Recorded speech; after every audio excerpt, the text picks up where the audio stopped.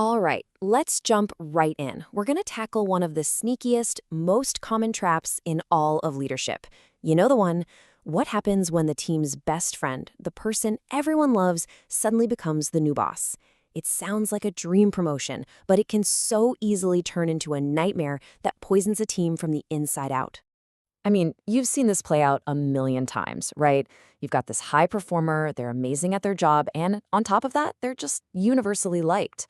So naturally, they get the promotion to team lead. Everybody's celebrating. It feels like the absolute perfect choice because, hey, they've already got the trust and respect of their peers. What could possibly go wrong? Well, there it is. Fast forward just a few months, and that brand new manager is completely stuck. An old friend is now underperforming, and boom, they're facing this impossible choice. Do I protect the friendship that got me here, or do I protect the standards of the team I'm now supposed to be leading? Trying to juggle both? Well, that's a recipe for disaster. And this brings us to the core idea we're going to unpack today, the friendly manager fallacy. It's a trap that's built on a really fundamental misunderstanding, confusing a behavior with a relationship. And let me tell you, that little distinction can absolutely make or break a new leader. This is where we have to get crystal clear. Being friendly? That's a tool. It's a behavior. It's about being approachable and open and encouraging. It's fantastic. But being friends? That's a whole different thing.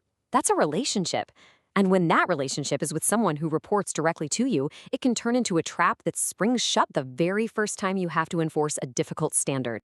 And here is that trap in action. You know, the golden rule of management is to be hard on policies but soft on people. But friendship just completely compromises that.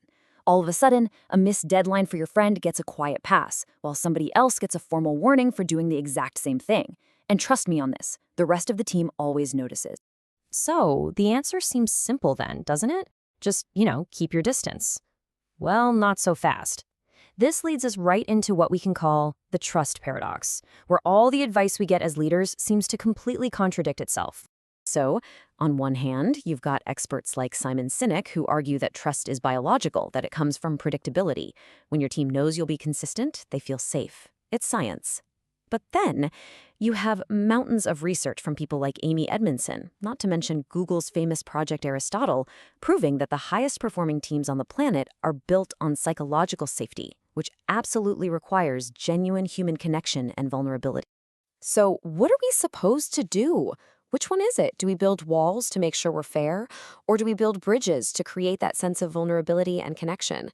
This is the exact question that trips up so many good, well-intentioned managers. But here's the twist. The answer isn't about choosing between distance and connection. The real factor, the thing that actually matters, is something else entirely. It's not about friendship at all. It's about courage. Because the honest truth is, this whole debate over being friends is just a distraction. The single most important variable for any leader is your willingness to disappoint someone you like. It's your ability to deliver that hard news or that critical feedback, no matter how you personally feel about the person who's receiving it. I mean, think about it for a second. A manager can keep this perfect professional distance and still be absolutely terrified of conflict, right? Their distance is just a shield.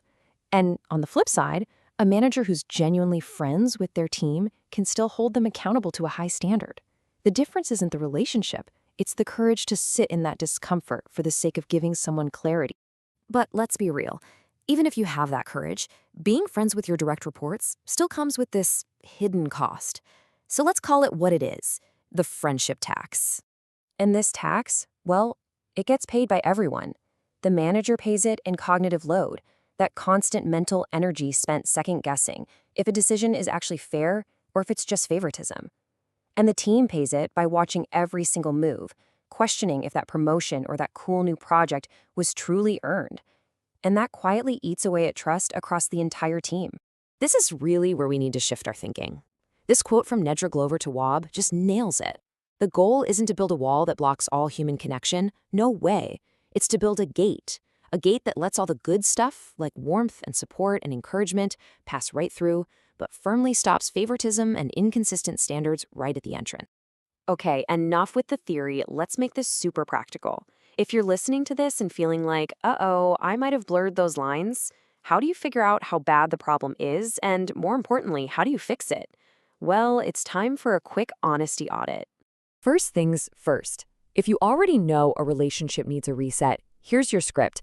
It's direct, it takes full ownership, and it frames this change not as you pulling back a friendship, but as an act of professional respect. You're giving them the gift of clarity, which, trust me, is way more valuable than easy comfort. Now for the audit itself. It's 3 simple steps you can do like right now to see where you really stand. We've got the stomach test, the exception inventory, and the gate definition. Okay, first up, the stomach test. Just imagine, for a second, having that tough performance conversation with each person on your team one by one. Does your stomach clench up more for one person than for another? That little difference, that variance in your gut reaction, that's your data. It's a sign that your personal relationship is starting to interfere with your professional role. All right, step 2 is the exception inventory. You gotta be brutally honest here. Think back over the last few months. The little things. Who got an extra day on a deadline? Who got the benefit of the doubt when they missed a meeting? And would you have given that same grace to everyone equally? Those tiny little exceptions are exactly where trust starts to break down. And finally, step 3. You've got to define your gate. Write down one single sentence, a personal commitment to yourself. Something like, I will deliver the same feedback in the same way, regardless of how much I like the person hearing it. This isn't some corporate policy. This is your personal standard for fairness. Now, look, it would be so easy to wrap all of this up with a neat little bow and just say, be finally not friends, end of story. But the honest ending is that the real world of leadership is just way messier than that. That advice, be friendly, not friends, it's not some universal, unbreakable law. It's a guardrail.